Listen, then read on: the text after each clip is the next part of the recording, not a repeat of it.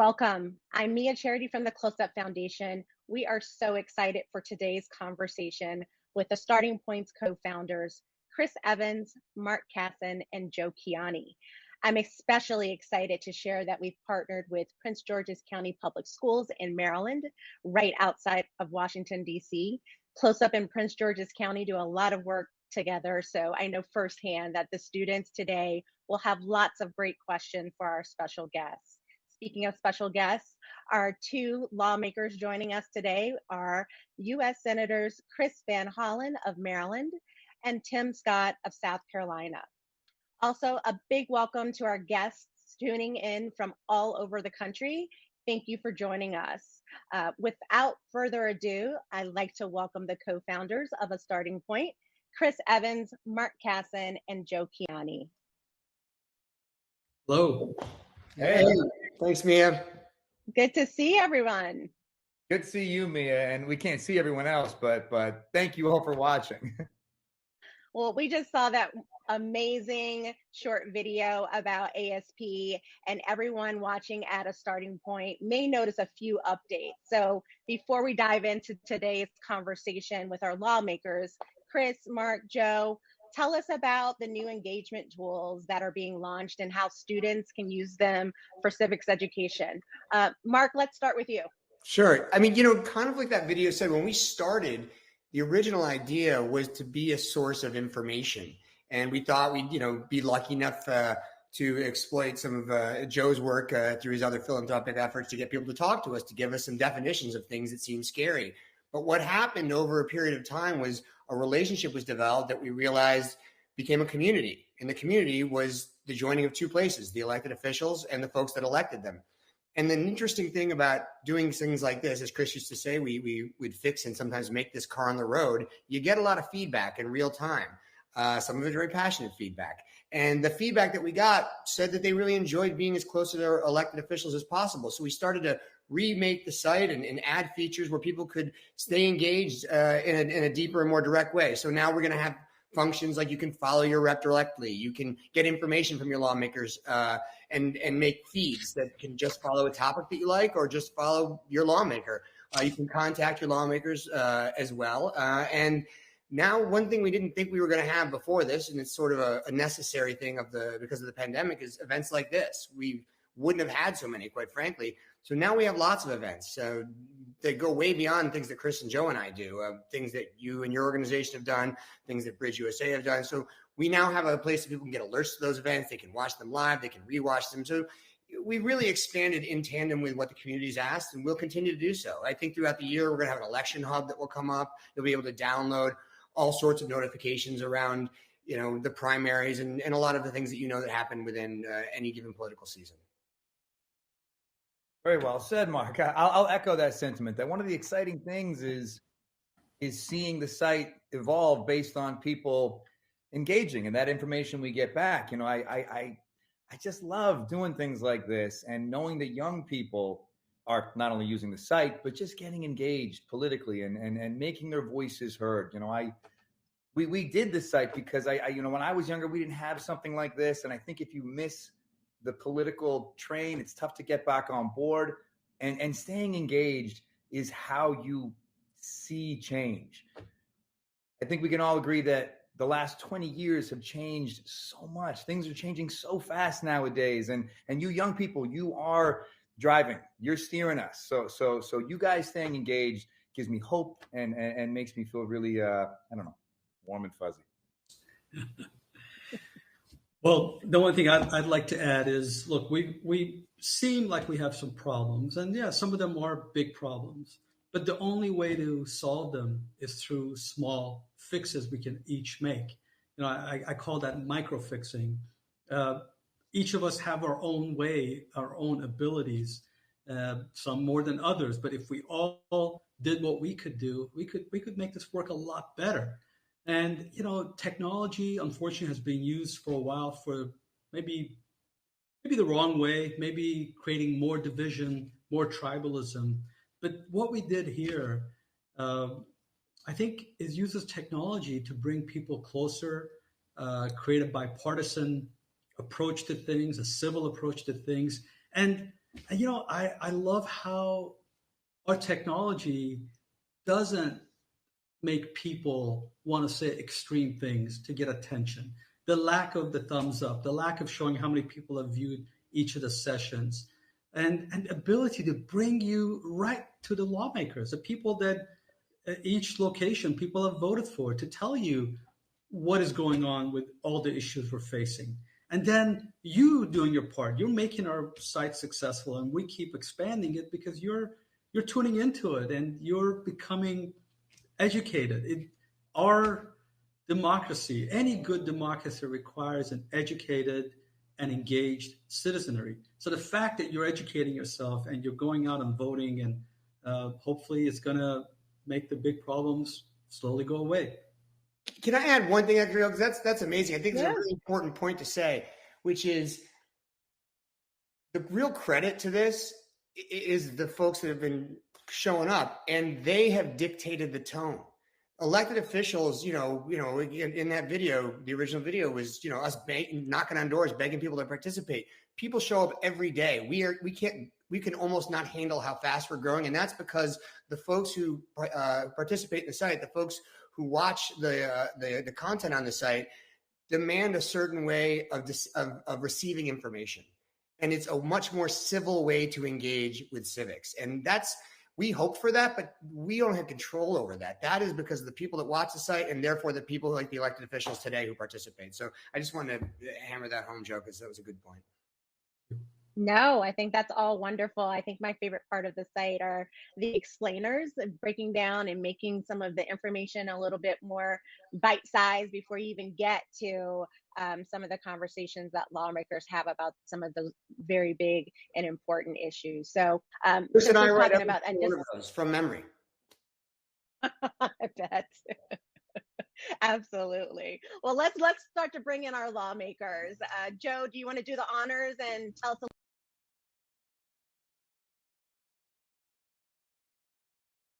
Two United States senators for today's program. Thanks for being with us, Senator Van Hollen and Senator Scott.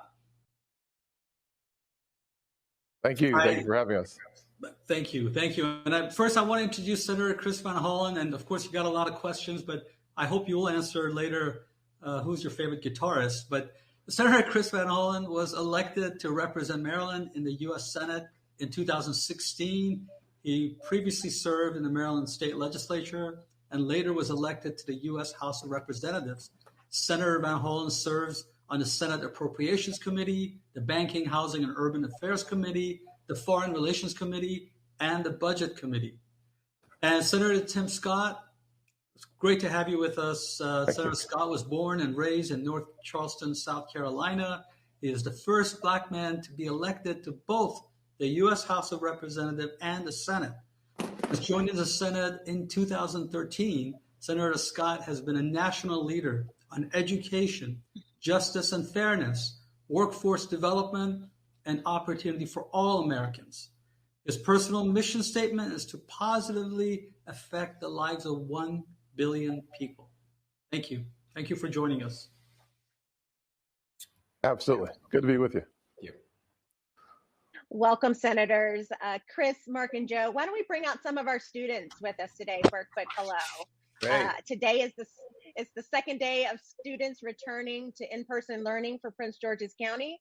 So I'm sure that they are very excited to be here with us today. Yeah, I bet. Well, as Mia mentioned earlier, we partnered with Prince George's County, Maryland for this event, and we have some great students here with us today.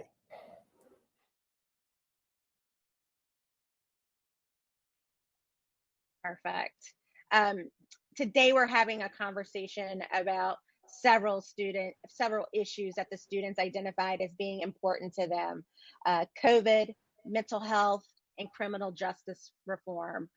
Before we turn to their questions, Senators, are there any brief words that you'd like to share with the students to kick things off? Senator Van Hollen, let's start with you first. Well, thanks, Mia, and it's great to be with students from Suitland High School. It's an honor to represent Maryland in the United States Senate, and I'm a big believer in getting our high school students more involved and more engaged in talking about issues that are important to our communities and to our country. So thank you all for participating in this. And of course, thank you to Chris and Mark and Joe and all the folks from Starting Point for bringing us together today. I'm also honored to be joined by my colleague and friend, Tim Scott from South Carolina. We disagree on some things. We agree on a lot of things. That's why discussion, debate is important to our democracy and why we want to engage all of you as well. Just to give you an idea of working together, in the next day or two, we intend to introduce, the two of us, a bipartisan bill to help provide more help between the federal government and state governments to clamp down on financial fraud that's targeted primarily at senior citizens, at your grandparents and parents. About $3 billion a year people lose to pranksters and con artists. So that's just one example of something we're planning to do in this week. There are many others, but it's great to be with all of you to discuss the issues that you raised. And I'm really looking forward to the conversation today. And by the way, Joe, my favorite guitarist is Jimi Hendrix. Oh, okay. Jimi Hendrix. All right. That's a good one. Very good. I expected something closer to your last name, but okay. Oh, Van Halen ain't bad either. Eric? Awesome. Senator Scott, how about you? Well, thank you. Thank you very much for giving me an opportunity to hang out with some very talented youngsters throughout the country and frankly in Maryland. I will say, as a kid growing up, I grew up in a single parent household, mired in poverty. I was disillusioned as a kid, sometimes angry, did not believe that my future was going to be bright at all. I had two major blessings. One was a praying mama who never gave up on me. She always taught me to shoot for the moon, and even if you miss, you'll be among the stars. And then I had a mentor who taught me that you could literally exceed your wildest expectations by taking responsibility for where you are. And I will say that those two came together for me in a wonderful way. It formed a foundation. And had it not been for that praying mama and that great mentor, I would not be here as a United States Senator. So I will just say this in closing to the future leaders of this country, that all things are possible. It doesn't matter where you start. It matters how hard you work. It matters how much you apply yourself. And in this country, unlike most countries on earth, you can exceed your wildest imagination. If I can do it as a kid who failed civics and now I'm a United States Senator, you can get there too. Chris was a cum laude graduate. I was a thank you laude graduate. So you have the full spectrum on stage today. I'll say this as well. Chris mentioned legislation that we're working on together. One of the myths that you hear on every major national media challenge is that there's no bipartisanship left in the United States Congress. The fact is exactly the opposite. About 85 to 90% of the things that we finish, we do together. And so you'll see the spirit of collaboration, hopefully in the next few minutes, but you'll certainly see it when this conversation ends and Chris and I continue to work on things that will help our seniors keep more of their money, as he described a few minutes ago. Thank you so much. I think whether you're cum laude or thank you laude, you can still be a good citizen. So why don't we take some questions from our students? Chris, I think you have our first student. Yeah, let's dive in. All right, our first student question comes from Kayla O. She's starting today's conversation on the topic of COVID-19 lockdowns. Hi, my name is Kate Grade. My question is, do you think the pandemic and lockdown has affected people's mental health in a negative way or a positive way?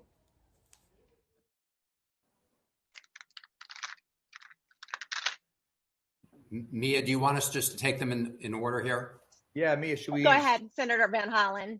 Great. Okay. So first of all, Kayla, thank you for your question and raising a very important issue. Look, I do think that the pandemic has placed enormous stress on everybody. And all of you are students, you're in high school having to navigate dealing with the pandemic. Some days you're in class like today, other days you're out. So we've all had to work hard to adapt. But I do think it's put a lot of stress on students and on families. And one of the things we've tried to do here in the Congress is to provide more resources to our schools, including Prince George's County school system, which has received a lot of federal funds to try to help support students and teachers as they get through this, and also to help close the learning gap that may have widened during this period of time. Also trying to provide more funds to allow for distance learning when necessary. But all of us do want everybody to be back in the classroom just as soon as possible. I'm glad you're able to be back today. And we just need to be working with one another. This is a time when we've really got to connect with one another, you as students, with teachers, with the rest of us in our community, because it is easy to get isolated, and it is easy as a result to get very discouraged. But as my colleague Tim Scott said, we've just got to keep working to move forward, and I'm confident that we will. We'll beat this pandemic, and we're already pulling out of it when it comes to people getting back to work and getting back to school. Senator Scott. Thank you. I didn't hear Kayla ask the question, but obviously the question's about the mental health as it relates to students, I believe is the question. I would say without any question, when you think about the impact this pandemic has had on our kids, it's a devastating impact. You think about the fact that we saw an over 30% increase in the emergency room visits because of mental health of our youngsters, a 50% increase in attempted suicides. The pandemic's impact on our younger generation might be more pronounced in mental health and suicide than it is in actually the virus itself. And so we do need to do the things that are necessary to keep our kids in school so that they can have the type of socialization that reduces the threat of the mental health challenges that we're seeing throughout the country. We do need to have our kids in school, as you see Republicans and Democrats joining arm in arm, as we saw the mayor of Chicago and the governor of South Carolina on the same page. Our kids are best when we follow the science, and the science around kids in school is clear, crystal clear. They are better off in the classrooms. Senator Van Hollen made a really important point that the federal government, we have provided over $1 billion of additional resources to help our kids around the country be in schools. And we need to make sure that we have the tests that are necessary. The vaccine is an incredible opportunity to keep our kids in school and our teachers healthy, as well as focusing more resources on the support systems that are necessary for our kids to be as healthy as possible. What we can't afford is what we've seen around the country. I think in Chicago, one of the reasons why the mayor is so adamant about getting the kids back in schools, we lost 100,000 students were unaccounted for during the pandemic. That's unacceptable. She understands that, and the rest of the country does now as well. So thank you so much, Kayla, for the question. Okay, so next question, Senator Scott, let's start with you. It's going to be coming from John May about school safety. Hi, my name is Jimmy Womack, and I'm in the 10th grade. My question is, what are for improving safety measures for public education in the era of COVID?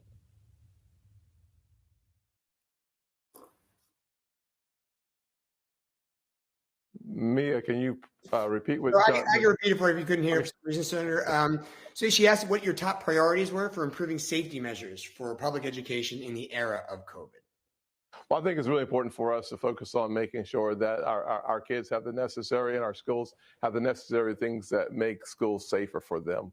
Testing is an important part of it. The plexiglass that we see throughout the nation is also very important as well. We also need to make sure that they're in school. I mean, that's the number one thing we need to do, but we also have made sure that the resources that is important to deal with the pandemic is in the hands of the school districts to make the best decisions that they possibly can. The availability of the vaccine, I have taken both my Pfizer shots and the booster. I think there's no question that we are all better off having taken the vaccine. So that's an important part of keeping kids in school and keeping teachers and students healthy. So those are a few things. So to summarize it, number one, we provided more resources. Number two, we have the vaccine and making it available to school-aged kids, very important. And number three, the PPE and other things that are necessary for our kids to be able to stay in school. I visited school yesterday, as a matter of fact, and I will say that the kids were wearing their masks and teachers were wearing their masks. I had one on as well. So we know that there are ways to keep our kids healthy and in the school in person. So we can do those things.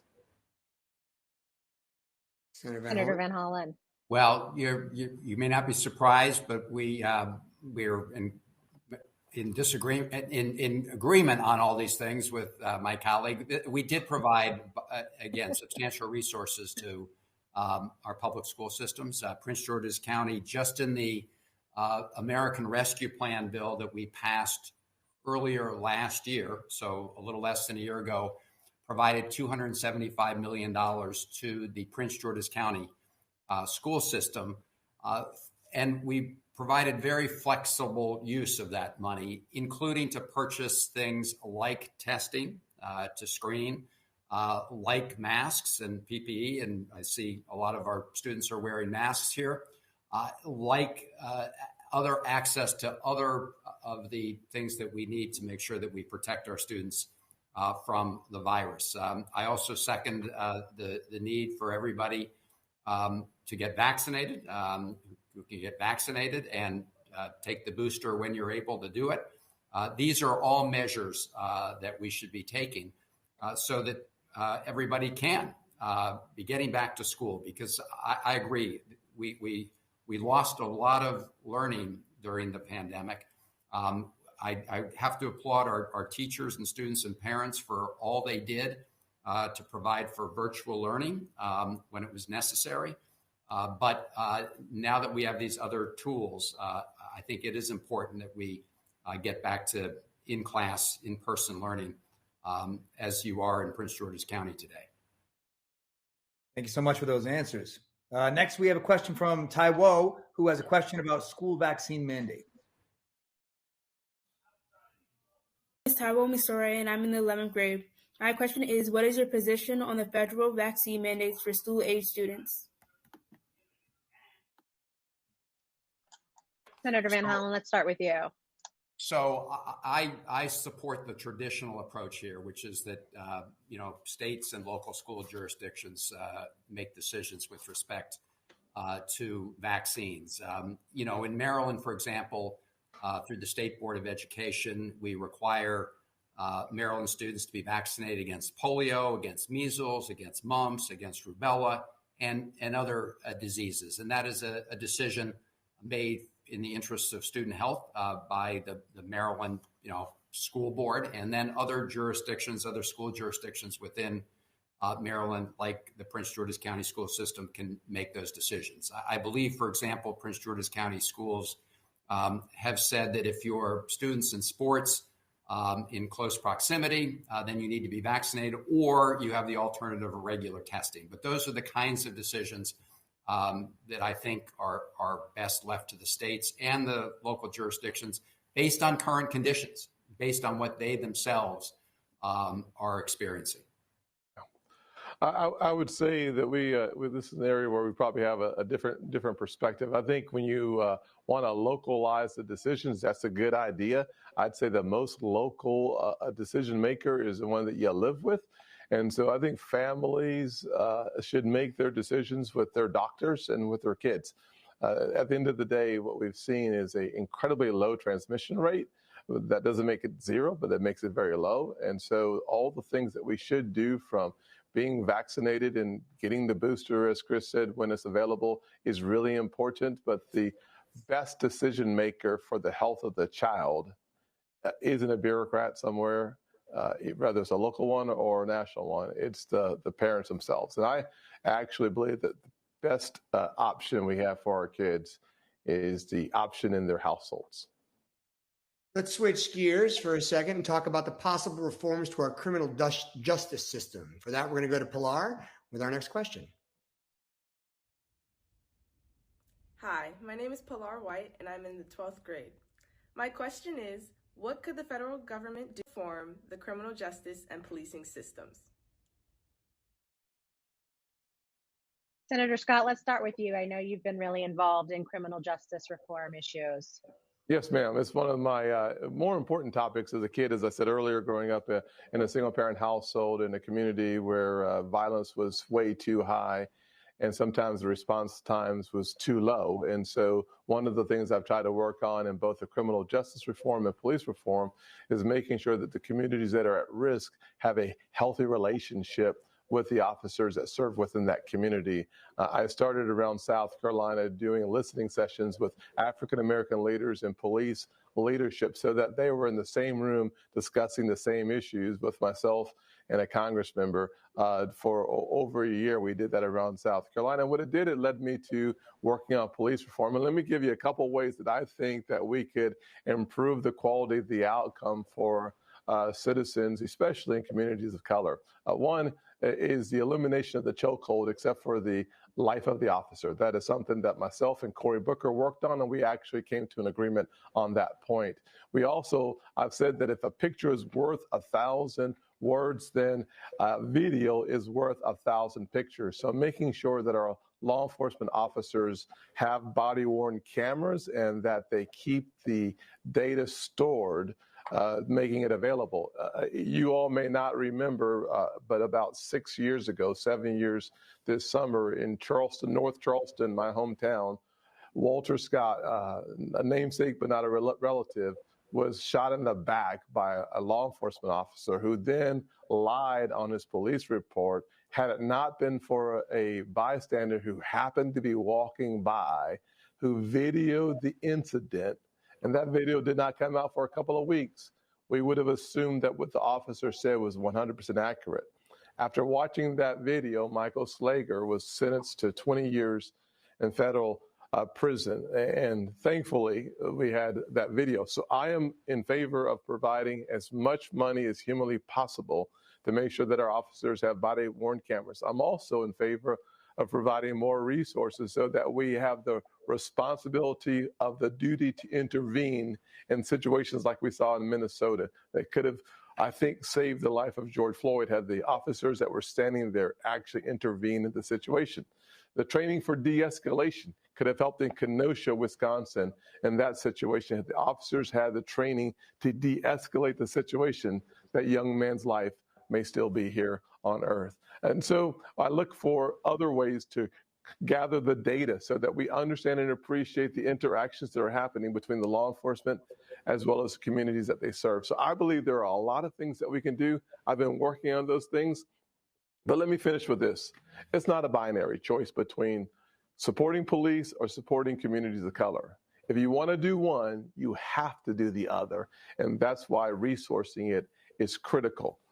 And thank you so much for this question. It's a really important question in the communities where I spent the vast majority of my life. Perfect. I agree. It's a fundamental question, an important question. And I want to applaud the Maryland General Assembly, including the state legislatures from Prince George's County, for enacting exactly the kinds of things Senator Scott talked about as a matter of Maryland law. So they enacted legislation to establish a use of force policy to prevent things like chokeholds. They also limited no-knock warrants to very specific situations. They also established an independent board to review complaints of police abuse. So that wasn't a decision made merely by other police officers, but you had other participants as a member of the review board. And they also passed legislation to require more transparency, where you could more easily obtain reports of a particular officer's misconduct so that officer, if they'd been engaged in misconduct, couldn't simply go to another police station without them knowing about it. So we need to enact these and some other measures at the federal level. I want to applaud Senator Scott for all his work on this. There has been more agreement, I know, between him and Senator Booker on many of these items. There are still some areas of disagreement. I do hope at some point we'll be able to overcome those because I think it's important to move in this direction. I do want to mention one other issue, and I've spoken to Senator Scott about this, and I'm working with Congresswoman Karen Bass, a House member, on this, which is to create a system where when you get a 911 call that doesn't require a police use of force response, we should be able to have alternative responders. For example, in cases where it's a mental health situation, where the first person on the ground encountering that individual with a mental health situation should be somebody who's trained in mental health. And too often we've seen situations around the country where police encounter somebody with a mental health problem, the situation spirals out of control, and it results in an unjust death. So I do think we can make some very important reforms to how we police with respect to cases, again, that don't require a use of force response. And I am pleased that a lot of police departments are now working to try to establish these alternative response mechanisms. And I'm working very closely with the mayor of Baltimore and others within Maryland, including in Prince George's County with County Executive Brooks on exactly these kind of things. Well, if you don't mind me adding on to Chris's comments real quick, I think Chris hits on a really important point, especially given the first question of our discussion today around the mental health of our kids. The importance of having those co-responders to scenes where there's a mental health episode happening on the scene. Typically, a parent or a loved one oftentimes is calling the police to that scene. So there is an awareness of what you're walking into, and having that co-responder come to the scene is critically important. And I think what Chris has just articulated and laid out is something that we may see more of and not less of, especially as this pandemic continues to wind down. We'll still have the residue of the pandemic to deal with for years to come. So funding, providing grants and or resources to make sure that law enforcement departments have the ability to hire and to bring on these co-responders, I think is a critical component of what Chris just articulated that is so important to the folks on the screens today. Those are great responses, really. But we're going to stay on this issue for one more question. Kayla W. has a question specifically about police accountability. Hi, my name is Kayla White, and I'm in the 12th grade. My question is, police reform is needed, especially in communities where Black and brown people reside. How will you support the goal of accountability when police brutality is evident?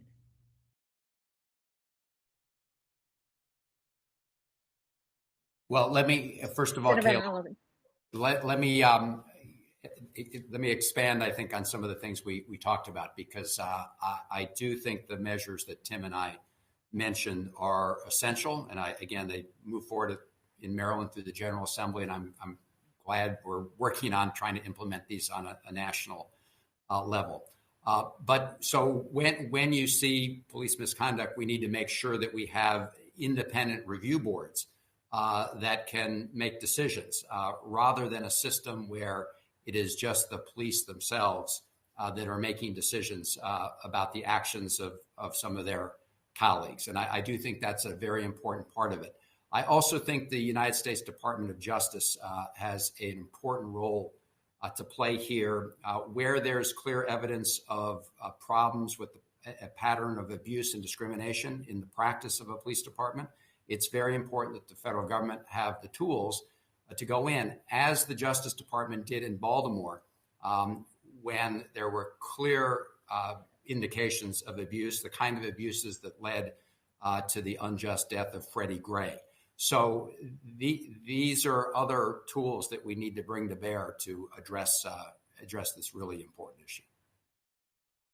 I'd continue down that same artery and recognize The part of the work that we've been doing on the police reform legislation I've worked on is the importance of the preserving of the records of those officers who have multiple infractions or who themselves have broken the law.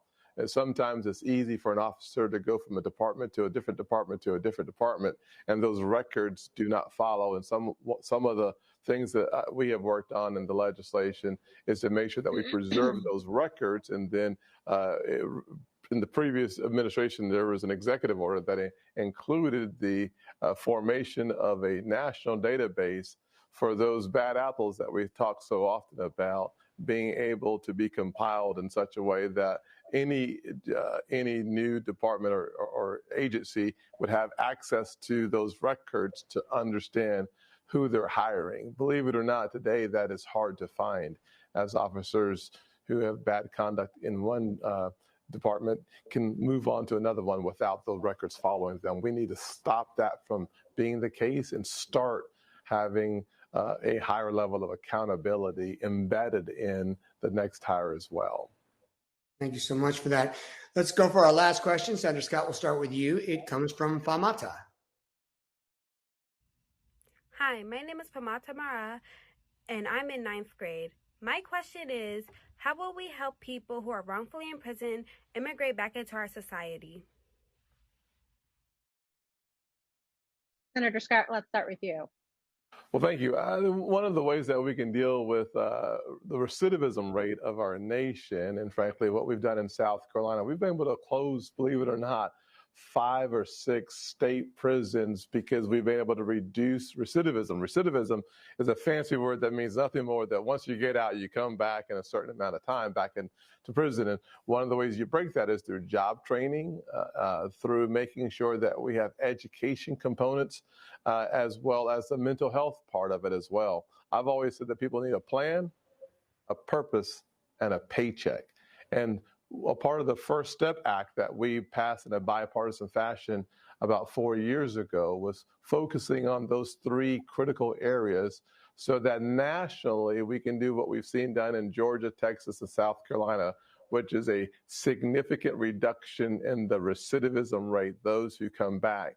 On a national level, federal prisons, it's about 3 out of 4 people are re-incarcerated within 5 years of getting out. In South Carolina, that rate is under 30%. So we're heading in the right direction. So if we can do what the states are doing and do it on a federal level by focusing on the mental health needs of the folks who are incarcerated, focusing on the education. Unfortunately, more than half of the folks who are incarcerated are basically illiterate, functionally illiterate. And then third, making sure that the job skills that are necessary to transition out and into a job, making sure that you're learning some of that before you exit.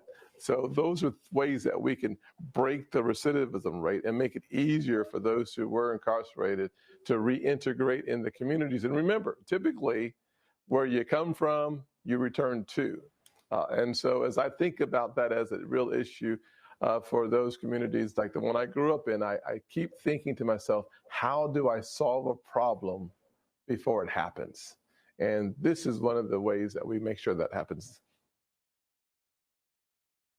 Well, I think we need, criminal justice reform on the front end, and then we need to make sure that we provide the tools to help people have a second chance if they've been in prison. On the front end, I do think we need to reform our laws. We have way too many people who are locked up for nonviolent substance use related crimes, use of marijuana. I was glad to see Maryland years ago decriminalize marijuana, so we're not locking people up for use of that.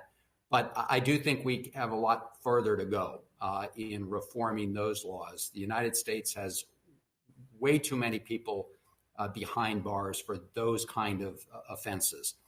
And as we've seen in the past, we had laws on the books where, for example, crack cocaine criminal penalties were much higher than for powdered cocaine, which clearly had a discriminatory impact with respect to who got locked up for use of drugs. So I also think we need to make sure, as Tim said, that we are providing opportunities for our returning citizens and make sure that they have the job training programs. And we've worked on funding many of them. Again, I want to applaud the Maryland General Assembly for a lot of the actions they've taken here. We want to make sure we have second chance Pell Grants so that those Pell Grants are available to people coming out of prison to help give them a chance to get the education and tools they need to succeed. We're also working, it's part of a bill, a bipartisan bill I've been working on for a while, and I hope to pass it. It's included in a measure that's pending in the Senate to allow people who've served their time to also access the tax credit that's available to everybody else for going to college. It's a college tax credit. Under current law, you're disqualified if you got locked up for smoking marijuana. These kind of things also continue to live with people unless we adjust our laws with respect to things like check the box and other measures. So my view is we need to make significant reforms. Again, in Maryland, they've made progress. I hope we will make more progress at the federal level on these really important issues. Thank you so much to our students for all of those wonderful questions. We do have you for a couple more minutes. So I wanted to ask you about, we don't hear enough about bipartisan bills. So tell us a little bit about the bill you mentioned earlier that you're both co-sponsoring. Well, this is a bill that is designed to address the rampant, fraudulent schemes that are targeted primarily at senior citizens. A lot of these fraudsters see senior citizens as particularly vulnerable, and they engage in all sorts of schemes to try to get people to give them things like their Social Security number, give them other personal information that allows them to then get into people's bank accounts, or they just have some great hoax, which sounds very believable and ends up with people being separated from their money by a fraudster. So Tim and I are working to work with the federal SEC, Securities and Exchange Commission, to also work with state governments to provide more people with the tools to end this outright theft. It's $3 billion a year in theft. So this is something we're going to be working on together. And Senator Scott. Yes, ma'am. I'll just go to another piece of legislation that was passed and is law that was worked on in a bipartisan fashion. Certainly, it's the thing that I celebrate the most, the Opportunity Zones legislation that we passed a few years ago. I will say that working with Cory Booker in the Senate, as well as House Democrats and House Republicans on a bipartisan piece of legislation to address poverty in the highest poverty areas of the country. We designated almost 9,000 areas of America to receive preferential tax incentives to attract more people to invest in poor areas. To date, we have over $70 billion committed to those areas. And the poverty rate, because in part of the opportunity zones, hit its lowest level ever recorded in 2019. Just 2 years after it had been passed. So there are a lot of things that we can do in a bipartisan fashion. The criminal justice reform bill called the First Step Act is another classic example of bipartisan leadership working together on behalf of our nation. I wish we had more conversations like this one with y'all across the TV screens in America, so people would have an objective opportunity to understand what Congress is doing for them and not just what Congress is doing to them.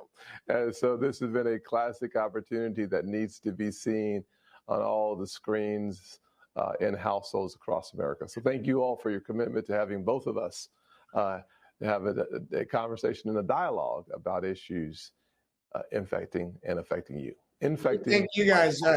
Thank both of you, senators. I mean, you've been, I think I said off camera, you participated in ASP before there was a site. So you trusted what we are trying to do. We appreciate your constant commitment to sharing your time, to speaking directly to the folks who really want to hear these kind of dialogue in a civil way towards disseminating civics. So we really appreciate it. Yeah, well said, Mark. I mean, look, we all don't always see eye to eye, but as we heard over and over in DC, they don't do news stories about the planes that land. So I know you guys do get a lot done, and I really applaud your commitment to your constituents, to your commitment to the country. It's not an easy job, and I'm grateful you're doing it. Thank you for joining us today. And honestly, we couldn't do this site without folks like you. So thank you. Well, thank you, and thank all the students at Suitland High School for participating. Well, thank you for your questions. Great questions. A little intimidating, but that's what we deserve as members of the United States Senate. So thank you all, and great host as well. God bless. Take care. Thank you. Senator Scott, Senator Van Hollen, thank you so much for sharing your perspectives, not only with the students from Prince George's County, but students and friends of ASP and Close Up joining us from all across the country. We know you have important work, so poof, you're gone. Chris and Mark, you're still here with me, so that's great. So we have nothing important to do, so it's fine. No. Totally fine. Free schedules. I think we're going to bring Joe back, and let's take a few questions from students about ASP. Joe has important things to do, so he has companies and things like that. Yeah, exactly. Yeah, right. You two have to get back out there and inspire us with your great work. Well, welcome back, Joe. Let's take our first student question from Kendrick. Hi, my name is Kendrick Cotton. I'm in the 11th grade. My question is, will be 3 things to walk away with after visiting a Starting Point's website? 3 things? Mark? Let's each take one. Chris, you go. Okay, perfect. I would say just familiarity with the site. I was going to say something closer to inspiration, but we don't even need to get to inspiration yet. Just an understanding, just a basic understanding. I think one of the main reasons people turn away from politics is because it's just confusing and daunting.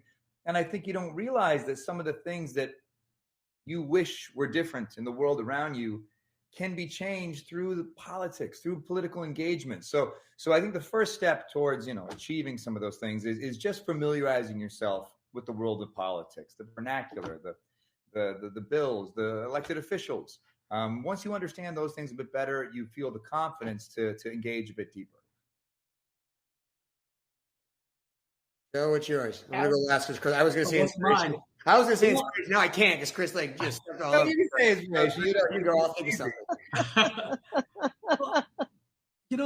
I think that our representatives are representatives of us, and I think thinking about that, 2 things. Most of the time, they're agreeable, and you can learn from them. I've learned a lot from visiting our site on topics that I did not expect to be so well explained. But also that, look, this world has been shaped by people, and you guys can shape it yourselves. Just like these people, while they're good, you're as good as they are.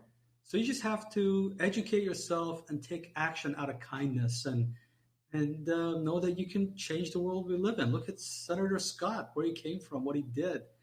So I think that's an important takeaway.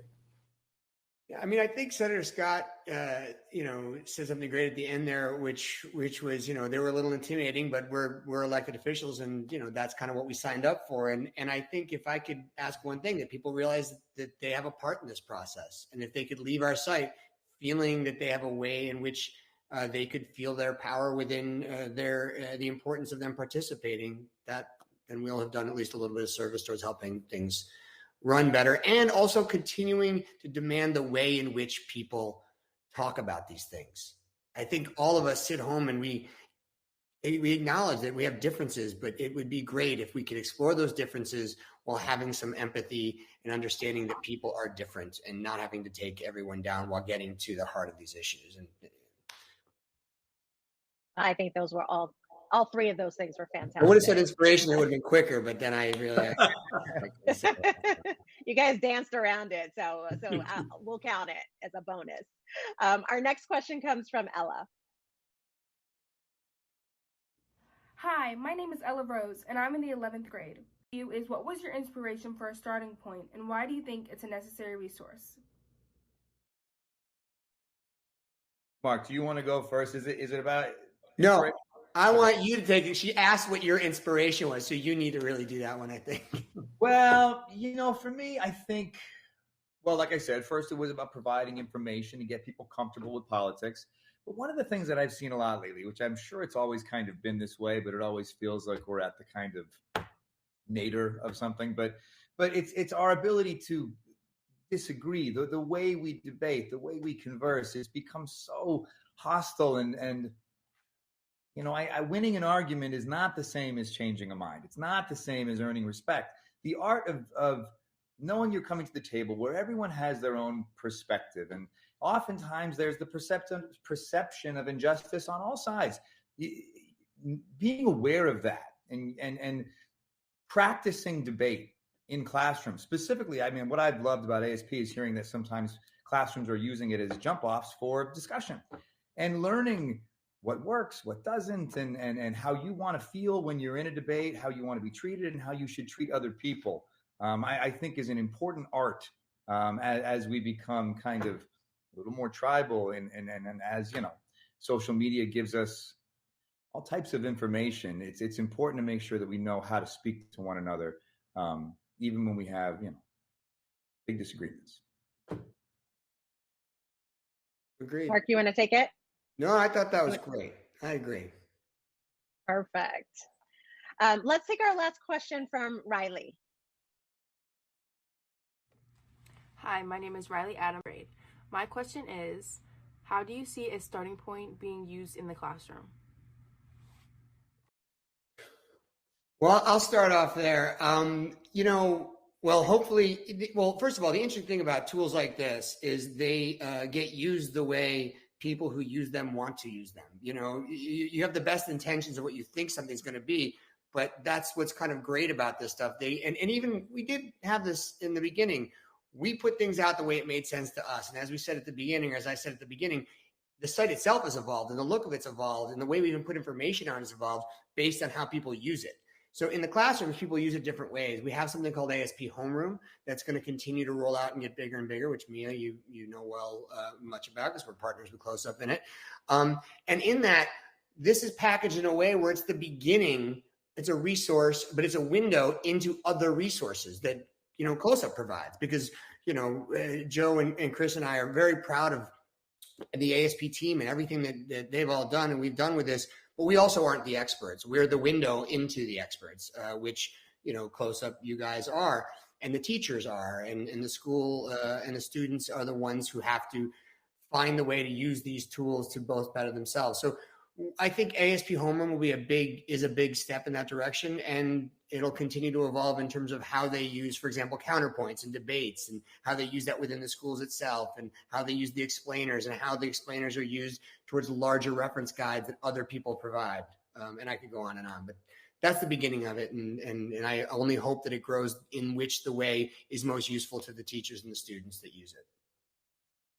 Well said. Well said. I also kind of hope that it, aside from learning how to debate and how to speak to each other and familiarize yourself with political jargon, but to know yourself a little bit more, to know what you believe, if that makes sense. I bad analogy, but I was raised Roman Catholic, and I'm not that now. But growing up, going to CCD and Catholic school and that sort of thing, they at least provided a place to question things and have discussions and understand who I was and what I believed.